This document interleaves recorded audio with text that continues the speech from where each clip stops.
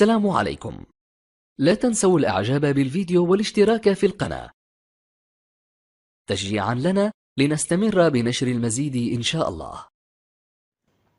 السلام عليكم ورحمة الله تعالى وبركاته. ما تنساوش تعملوا لنا جيم واشتراك في القناة لكي يصلكم كل جديد. إذا ظفر مانشستر سيتي بلقب دوري أبطال أوروبا لكرة القدم بعد فوزه على انتر ميلان بهدف نظيف في النهائي الذي استضافه ملعب أتاتورك في مدينة إسطنبول التركية، وسجل هدف الفوز واللقب للفريق السماوي الإسباني رودري في الدقيقة 68 بلقب المسابقة القارية الأم في تاريخه.